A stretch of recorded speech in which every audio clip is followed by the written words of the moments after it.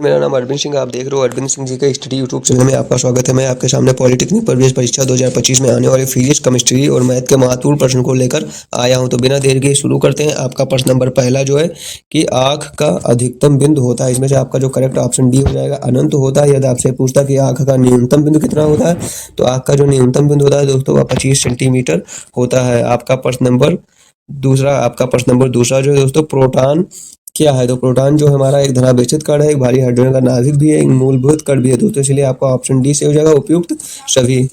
आपका प्रश्न नंबर 3 जो है दोस्तों, सूर्य का ताप मापा जाता है, इसमें से आपका ऑप्शन सी से है उत्ताप मापी के द्वारा सूर्य का ताप मापा जाता है। दोस्तों आपसे निवेदन है कि चैनल को सब्सक्राइब तथा वीडियो को लाइक जरूर कर लीजिएगा। आपका प्रश्न नंबर 4 दोस्तों जो है, ये मैथ का प्रश्न है दोस्तों कि 10-20 का कितना प्रतिशत होता है। दोस्तों इसमें कुछ नहीं करना है, जिसको पूछेगा उसको नीचे रखेंगे। यहाँ पर 20 का कितना प्रतिशत पूरा है तो 20 को नीचे रखेंगे, 10 को ऊपर रखेंगे और प्रतिशत के लिए यहाँ पर 100 से गुणा कर देंगे दोस्तों। तो 20 को 100 से काटेंगे तो 20 × 20 और 20 पंचे 100। तो दोस्तों हमारा ऊपर 10 बच गया, यहाँ पर 5 बच गया और 10 और 5 का जब गुणा करेंगे तो दोस्तों हमारा क्या आएगा, 50 आएगा दोस्तों। कुछ नहीं, इसमें से आपका ऑप्शन बी सही हो जाएगा, 50%। दोस्तों कुछ नहीं करना था, जिसको पूछेगा उसको नीचे, इसमें पूरा 20 का कितना प्रतिशत है तो 20 को यहाँ पर नीचे रखेंगे और 10 को ऊपर रखेंगे और प्रतिशत के लिए 100 से गुणा किया जाता है। अब 20 को 100 से काटेंगे तो 20 पंचे 100 5 बार में जाएगा दोस्तों। फिर 10 यहाँ पर ऊपर बच गया और 5 और 10 और 5 का जब हमारा गुणा होगा तो 50 होगा। आपका ऑप्शन भी करेक्ट होगा। आपका प्रश्न नंबर 5, आपका प्रश्न नंबर 5 जो है कि फिनाल रेड अम्लीय में होता है, इसमें से आपका ऑप्शन बी चलिएगा पीला। फिनाल रेड जो अम्लीय में होता है पीला होता है दोस्तों। आपका प्रश्न नंबर 6 जो है कि फिनाल रेड क्षारीय में होता है, इसमें से आपका जो करेक्ट ऑप्शन होगा आपका ऑप्शन बी लाल। फिनाल रेड क्षारीय में जो होता है लाल होता है दोस्तों। यदि आपसे पूछता कि फिनाल्फथैलीन क्या है तो फिनाल्फथैलीन जो है एक दुर्बल अम्ल होता है दोस्तों, आप नोट कर लीजिएगा। आपका प्रश्न नंबर 7 दोस्तों, ये उसी तरह है बिल्कुल, इसमें भी पूरा है कि 20-50 का कितना प्रतिशत है। तो जिसको पूछेगा उसको नीचे रखेंगे तो 50 को नीचे रखेंगे दोस्तों, 20 को ऊपर रखेंगे और प्रतिशत के लिए यहाँ पर 100 से गुणा करेंगे। अब एक कट जाएगा दोस्तों, 50 × 50 और 50 दूना 100। तो ऊपर हमारा यहाँ पर 20 बच गया, यहाँ पर 2 बच गया, तो 20 और 2 का जब गुणा करेंगे दोस्तों तो 40 आएगा दोस्तों। जिसमें से आपका हमारा करेक्ट ऑप्शन जो हो जाएगा ये हो जाएगा, 40% हो जाएगा दोस्तों। बिल्कुल उसी तरह है दोस्तों, उसमें कोई वो नहीं है, आप इसको देख लीजिएगा और नोट कर लीजिएगा दोस्तों। आपका प्रश्न नंबर अगला जो है 8 दोस्तों, आपका प्रश्न नंबर 8 जो पूछ रहा है कि 20-25 से कितना प्रतिशत कम है। दोस्तों उसमें था कि कितना प्रतिशत है, इसमें पूरा है कितना प्रतिशत कम है। कुछ नहीं करना है दोस्तों, बिल्कुल सिंपल तरीके से। जो 20 हमारा है कितना 25 से कितना कम है, तो 20 हमारा जो है 25 से वह 5 कम है। तो दोस्तों कुछ नहीं करना है, 20 जो हमारा 25 से 5 कम है, तो जिसको पूछेगा उसको नीचे रखेंगे उसी तरह। तो यहाँ पर 25 को जो है नीचे रखेंगे और यहाँ पर दोस्तों बस यही है कि 20 को नहीं रखना है। इनमें पूरा कितना कम है तो 20 हमारा जो 25 से 5 कम है, तो 5 को हम ऊपर रखेंगे और प्रतिशत के लिए यहाँ पर 100 से गुणा कर देंगे दोस्तों। कुछ नहीं करना है, 25 को 100 से काटेंगे, 25 × 25 और 25 चौके 100 4 बार में जाएगा और दोस्तों 5 ऊपर हमारा बच गया और यहाँ पर ऊपर 4 बच गया और 5 और 4 का जब गुणा करेंगे दोस्तों तो हमारा 5 चौक 20 आएगा दोस्तों। कुछ नहीं करना, इसमें से आपका ऑप्शन सी सही हो जाएगा 20। कुछ नहीं करना, जिससे पूछेगा कम या ज्यादा उसको ऊपर रखेंगे और जिससे पूछेगा उसको नीचे रखेंगे दोस्तों। कुछ नहीं करना, बिल्कुल सिंपल और उसी तरह है दोस्तों।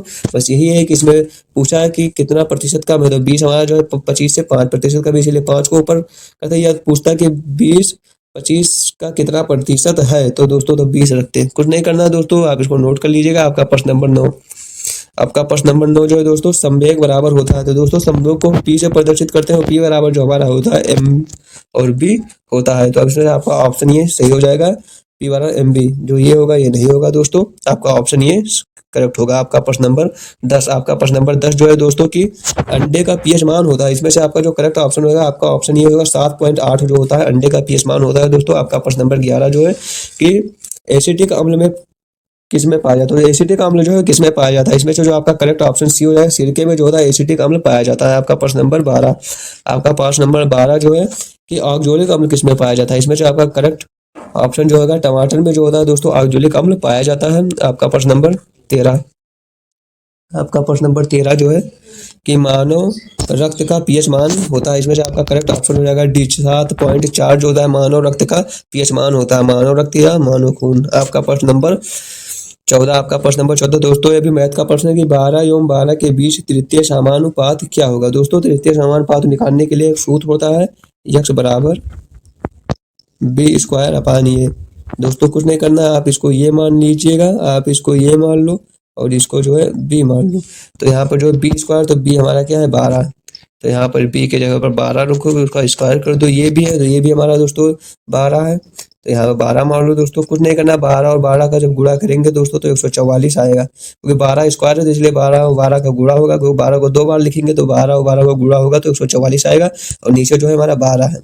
अब 12 को 144 जो काटेंगे तो 12 कम 12 और 12 बढ़िया 44, 144 मतलब 12 12 में कट जाएगा। तो आपका जो इसमें ऑप्शन आएगा 12 आएगा। इसमें से आपका जो करेक्ट ऑप्शन होगा आपका बी हो जाएगा 12। कुछ नहीं करना था दोस्तों, ये तृतीय समानुपाती का जो सूत्र होता है यक्स बराबर बी स्क्वायर, तृतीय समानुपाती का जो ये सूत्र है यक्स स्क्वायर, यक्स बराबर बी स्क्वायर अपान ये दोस्तों, इसको नोट कर लीजिएगा। बस इसी के ऊपर पूरा सवाल टिका हुआ है। और यहाँ पर जो है आप इसको ये मान लो, आप इसको बी मान लीजिएगा। तो यहाँ पर जो बी स्क्वायर के जगह पर आप 12 रख दीजिए, 12 का स्क्वायर हो जाएगा। ये के जगह पर आपका ये जो 12 है आप यहाँ पर 12 लिख दीजिए। फिर 12 को 2 बार गुणा करेंगे तो 12 और 12 का गुणा करेंगे तो हमारा 144 आएगा। और नीचे जो है 12 था ये यहाँ पर आ जाएगा। अब 12 को 144 से जब काटेंगे तो 12 और 12 को काटेंगे तो 12 को 12 बार पहाड़ा पढ़ेंगे तो 144 आएगा। 12 बढ़िया में 144 होता तो इसलिए 12 आ जाएगा। आपका ऑप्शन भी सही हो जाएगा। तब चलते हैं आपके नेक्स्ट प्रश्न पर दोस्तों, आप नोट कर लीजिएगा इसको। आपका अगला प्रश्न नंबर 15 जो है कि सल्फर डाइऑक्साइड का नाम रखने वाले वैज्ञानिक हैं। इसमें से आपका ऑप्शन डी लेवेसिए जो है सल्फर डाइऑक्साइड का नाम रखने वाले वैज्ञानिक हैं। आपका प्रश्न नंबर 16, आपका प्रश्न नंबर 16 जो है कि हाइड्रोजन सल्फाइड गैस की गंध होती है। इसमें से आपका ऑप्शन बी से होगा सड़े हुए अंडे की, क्योंकि हाइड्रोजन सल्फाइड गैस की जो गंध होती है वो सड़े हुए अंडे की जैसी होती है। आपका प्रश्न नंबर 17 जो है दोस्तों कि नाइट्रोजन धातु के साथ संयोग करके बनाती है।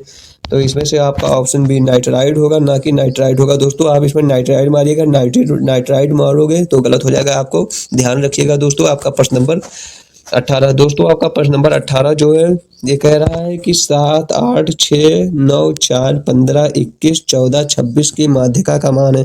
दोस्तों कुछ नहीं करना है, इसको आरोही क्रम में लिख लो। आरोही क्रम में लिखेंगे सबसे छोटा देखेंगे 4। अब इसके बाद इसमें सबसे छोटा कौन हो बचा है 6। इसके बाद इसमें छोटा देखेंगे इसमें 7। फिर इसके बाद इसमें जो छोटा देखेंगे सबसे 7 के बाद में सबसे छोटा जो इसमें बचा है 9। 9 के बाद इसमें देखेंगे सबसे छोटा कौन सा है दोस्तों, तो 9 के बाद में जो इसमें सबसे छोटा है दोस्तों वो हमारा है 14। अब इसके बाद इसमें देखेंगे सबसे छोटा कौन सा है दोस्तों, 14 के बाद में हमारा यहाँ पर है 15। 15 के बाद में देखेंगे दोस्तों, 15 के बाद में हमारा इसमें जो है सबसे छोटा जो है 18 है दोस्तों। 18 के बाद में देखेंगे, 18 के बाद में हमारा 21 है दोस्तों, और 21 के बाद में है 26। कुछ नहीं करना है दोस्तों, इसको आरोही क्रम में लिख लिए, कुछ नहीं करना है दोस्तों। सिंपल तरीका है दोस्तों, एक इधर से काटिए, एक इधर से काटिए। 6 इधर से कट गया, 21 इधर से कट जाएगा दोस्तों, 7 कट गया, 18 कट गया, 9 कट गया और 15 कट गया। दोस्तों आपका क्या बचा 14। दोस्तों आपका यही 14 आंसर होगा। कुछ नहीं करना है, बिल्कुल सिंपल तरीका है दोस्तों। आपका जो आंसर 14 इसमें जो आपका ऑप्शन हो जाएगा, ऑप्शन सी हो जाएगा 14। कुछ नहीं दोस्तों, आप इसको नोट कर लीजिएगा दोस्तों। चलते हैं आपका प्रश्न नंबर अगला, आपका प्रश्न नंबर 19। आपका प्रश्न नंबर 19 जो है दोस्तों में पूरा है कि 5 व्यक्ति जो है किसी काम को 10 दिन में करता है तो 2 व्यक्ति उस काम को कितने दिन में पूरा करेगा। कुछ नहीं करना है दोस्तों, बिल्कुल सिंपल तरीका है। तो मतलब जैसे सब प्रश्न कह रहा है कि जो 5 व्यक्ति है वो किसी काम को 10 दिन में करते हैं, तो मान लो जो एक व्यक्ति होगा उस काम को करेगा 5 गुणे 10 दिन में। और मैं पूरा 2 व्यक्ति पूरा है तो 2 व्यक्ति जो है उस काम को करेंगे 5 गुणे 10/2।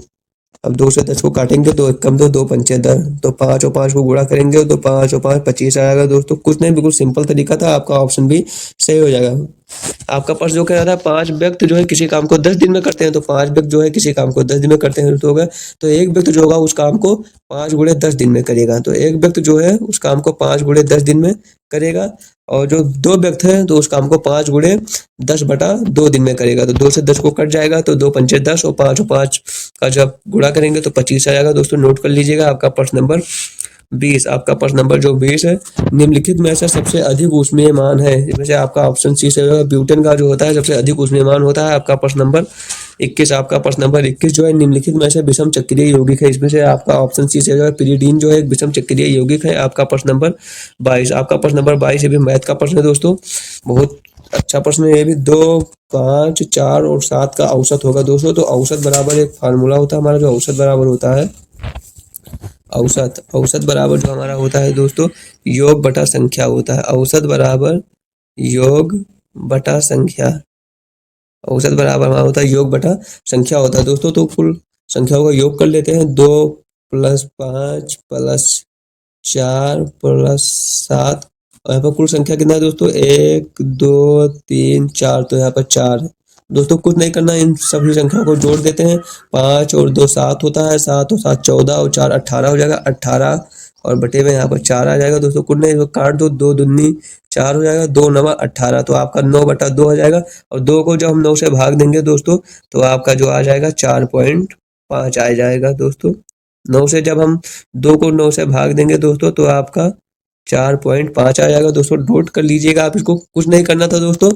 इसमें जैसे पूछा था 2 5 और 4 और 7 का औसत होगा, तो औसत बराबर जो हमारा होता है दोस्तों, ये होता है योग बटा संख्या होता है। औसत बराबर जो होता है हमारा, तो योग कर लेंगे सभी संख्याओं का, तो 2 + 5 + 4 + 7 सभी से, और बटे में यहाँ पर कितनी संख्या है जो गिन लेंगे। यहाँ पर 1 2 3 4, 4 संख्या, तो 4 ये नीचे आ जाएगा।